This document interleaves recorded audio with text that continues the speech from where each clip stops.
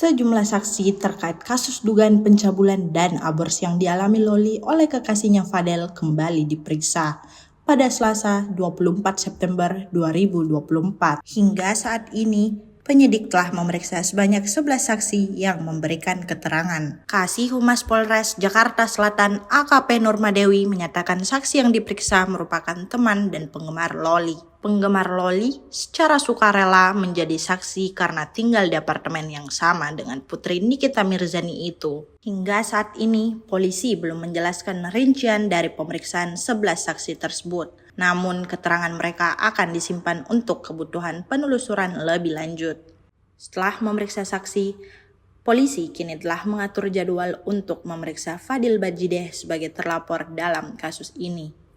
Polisi juga akan memeriksa keluarga Fadel untuk mengonfirmasi kebenaran yang dilaporkan oleh Ibu Loli.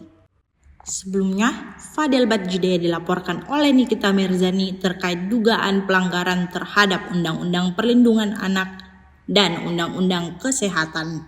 Diketahui Nikmir melaporkan Fadel Badjideh dengan tuduhan menghamili anaknya yaitu Loli dan memaksanya untuk aborsi sebanyak 2 kali.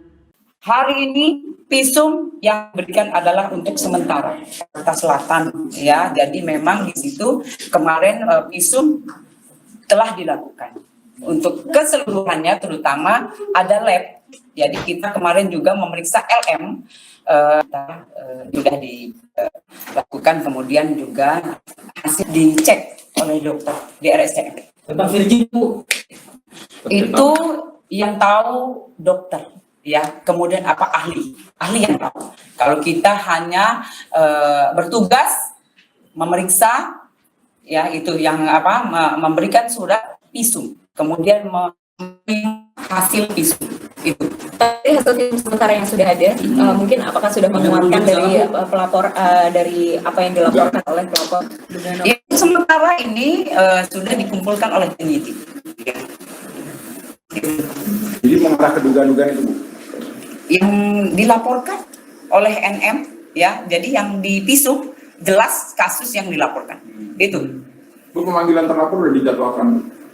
Oh, udah dijadwalkan. Hari ini visum yang diberikan adalah untuk Download Tribun X sekarang, menghadirkan lokal menjadi Indonesia.